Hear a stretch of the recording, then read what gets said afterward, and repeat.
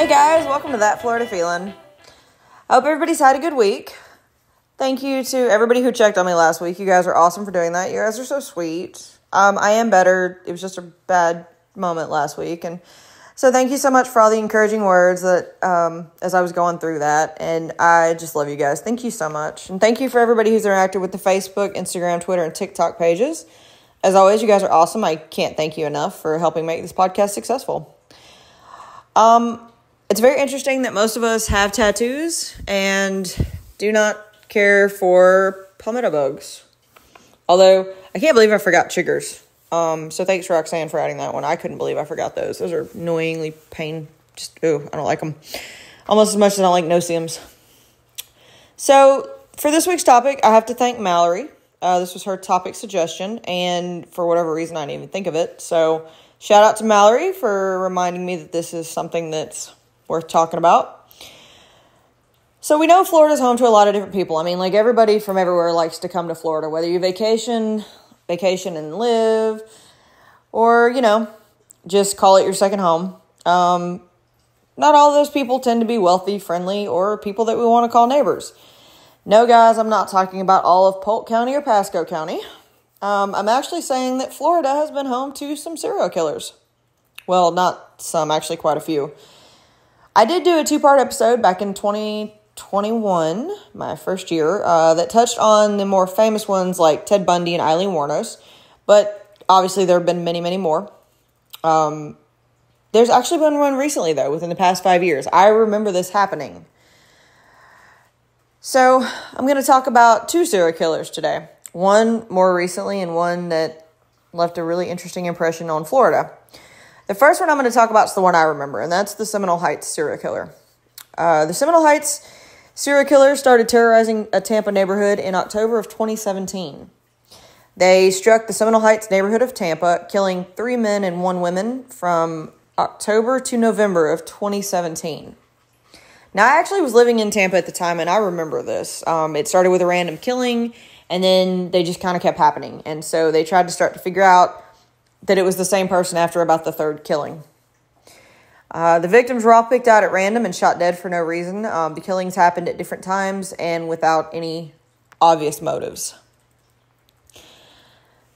The first victim was Benjamin Edward Mitchell.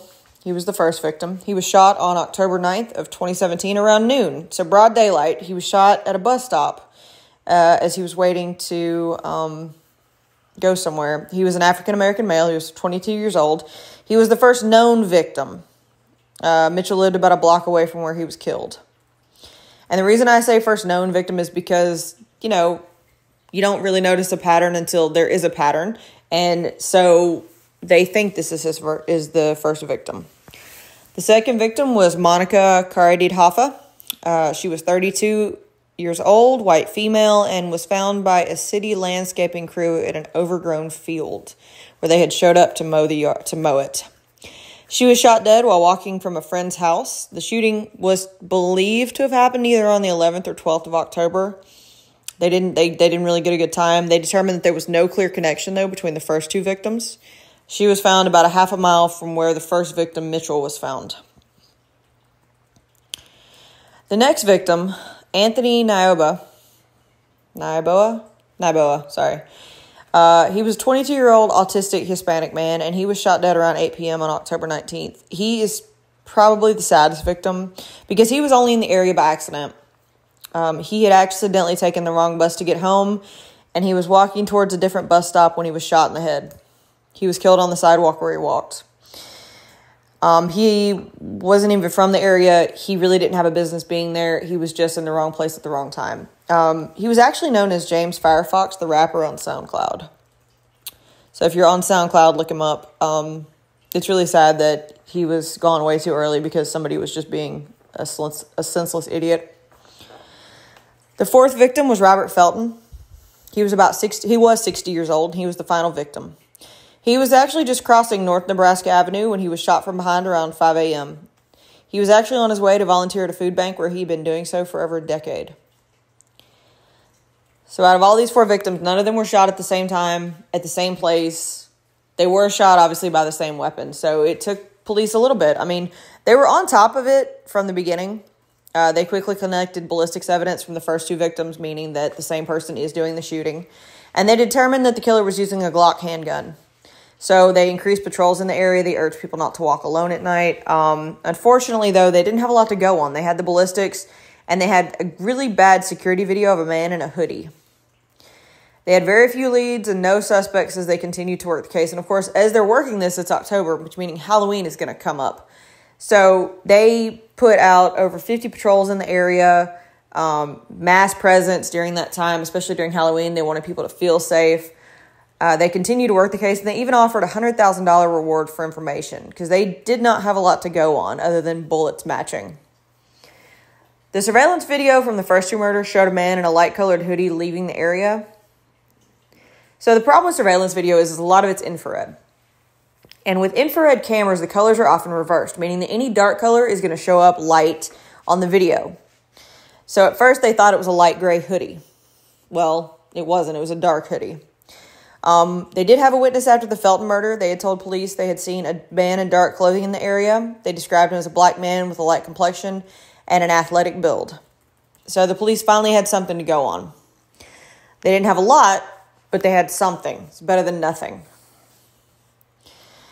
They did finally arrest him. The Tampa police arrested a suspect on November 28, 2017, right after Thanksgiving. Howell Emmanuel Donaldson III was arrested at McDonald's in Ybor City. Donaldson was actually a worker at the restaurant when he told his manager, DeLonda Walker, that he was going to he needed to go to an Amscott location to get some cash. He needed to leave town. He got his paycheck, turned in his uniform, and he handed her a bag. He asked her to bury the bag somewhere deep where no one could find it and not to look in the bag. He told his manager that the bag was something belonging to his mother and it was her final wish. It was his way of hoping that she wouldn't get nosy and open the bag. Well, Walker looked in the bag. I mean, wouldn't you? I would. As soon as she looked in the bag, she called police. Coincidentally, though, there was an officer actually sitting in the McDonald's parking lot at that time. She explained to them the situation. She explained to them who they were looking for and what had just transpired. The officer immediately called for backup and waited. Donaldson was arrested as he returned to his vehicle. Donaldson consented to a search of his vehicle where Tampa PD found clothes stained with what appeared to be blood and fit the description of the surveillance video. The police used his cell phone location to see if he was in the area on the times and dates the murders happened, and of course it matched. They also ran a test to match the Glock found in the bag to the bullets found at the crime scene. Everything was a match. They had their man. Donaldson was actually charged on all 4 murders. He was supposed to go to trial on August of 2020, but was delayed because his defense team asked for each murder charge to be tried separately. They didn't want other victims interfering with their cases. On May 1st, 2023, so exactly 4 days ago, Donaldson pled guilty to all the murders and was sentenced to 4 consecutive life prison sentences without the possibility of parole. Now, I remember this. I remember that people in Tampa were actually scared at the time because they were so random. He didn't strike at the same time. He didn't strike at the same place. He wasn't profiling just women or men. He was killing anybody at random. And it was kind of scary. I mean, you know, news was giving updates. You know, at first it was, every newscast. And then it became, multiple times every newscast. And then it would be special things and always updating their Facebook pages and things like that. And it was really, really kind of scary to think that someone was going out there just randomly shooting people walking down the road. So Donaldson has had an interview, when police interrogated him as to why he did it. He never gave a reason. He didn't give a reason to why he committed the crimes. He just he told the cops, first of all, he just wanted to go see his family. And then he decided maybe I should talk to a lawyer. But no motive was ever given as to why he just shot down 4 people for no reason. But he's got a lot of time ahead of him in prison, so maybe one day he'll start talking. Who knows? The next serial killer I want to talk about is Eddie Lee Mosley. Mosley was a serial killer in Fort Lauderdale from 1973 to 1987. He had a pretty wide span there. Now, Mosley is actually from Florida. He was born in March of 1947 in Fort Lauderdale. He had issues at birth, though, that caused him lifelong problems. He had an intellectual disability, mental instability, and respiratory problems. He also had issues in learning, which caused him to actually leave school after the 3rd grade. So this man did not have any formal education. He grew up in very poor conditions, and he actually showed signs of an antisocial personality disorder. As he got older, he would work low-skilled labor jobs, but obviously these didn't pay. So he turned to crime. He was probably arrested 9 times for various crimes, including indecent behavior, robbery, assault, attempted rape, and even attempted murder. And of course, that meant that he was in and out of prisons or psychiatric wards for years. So he had a very long rap sheet before his reign of terror actually began. His reign of terror actually started in the 1970s and ended in 1973 by raping over 150 girls and women in the northwest Fort Lauderdale area. And out of all these people, the description was always the same. It was a young, tall, African-American man with an athletic build and a scar on his left cheek. Something very noticeable. And he would threaten women with physical violence after luring them to isolated areas, and then he would hurt the victims. On July 23rd, 1973, 3 victims all identified Mosley as their attacker. So they arrested him, and of course this arrest led police to showing other victims his picture, and over 40 women ID'd him as their rapist. He was definitely their man. He was also the prime suspect in 2 murder cases at the same time, but unfortunately they didn't have enough evidence to get him on those charges. Now this time when he was arrested, he was actually given a mental evaluation during this time, and he was found to be clinically insane. He was forcibly committed to the Florida State Hospital, where he spent 5 years. And in those 5 years, no rapes or murders of the kind that had been being reported were reported at that time, meaning pretty sure it was him. Now, of course, Mosley eventually moved around and transferred to South Florida Hospital in Pembroke Pines. He completed a 5-month course and was deemed to no longer be a threat to society. I would love to meet the doctor that wrote that. No. And of course, after he was deemed no longer a threat, they had no choice but to let him go. They couldn't keep him. He was now cured. He was fine. He was an outstanding member of society, right? No. But he was released, and he continued his outpatient treatment by visiting a psychiatrist to monitor his mental health. And he moved back in with his parents at the time. Now, over the next year, 2 girls were found raped and murdered in the area. And any time something would happen, a rape or a murder of that, he had a particular way of doing things. And so anytime they found one like that, it was always in the vicinity of wherever he was staying. And of course, Mosley knew that the police were on to him. He began to fear the increased attention, and so he decided he was going to leave. He was going to move to Lakeland with his grandmother. He was tired of being under the scrutiny of police. He moved in with his grandmother, but not long after that, he became the prime suspect in a case involving 2 girls going missing not long after he had arrived in Lakeland, so he wasted no time. He was, of course, arrested on suspicion and interrogated, but released because they could not find the victims' bodies at that time. They had nothing to go on other than speculation, which is, you can't arrest somebody without some evidence, and they didn't have any. So after he got released, he didn't want to do it anymore, so he went back to Fort Lauderdale. He had used up all his goodwill in Lakeland, and he had to go back home. On April 12th of 1980, he was arrested when he was caught attempting to rape a little girl. He was obviously found guilty, as he was found committing the crime, and was sentenced to 15 years in prison. As he's sitting in prison, the 2 missing girls' bodies were eventually found in Lakeland. Now, Mosley this time began to act out while in prison. Prison was not a good place for him. He became aggressive. He tried to physically and sexually harass other prisoners. He would threaten guards. He even, one occasion, threatened to set the prison on fire. He was mentally ill. They did not realize that prison was not the place for him. His family knew that something was wrong, and so they hired a lawyer to see what they could do. And this lawyer actually got the conviction overturned because of incompetence on his previous lawyer's part by not asking for a psychiatric evaluation prior to the trial for the rape of the little girl.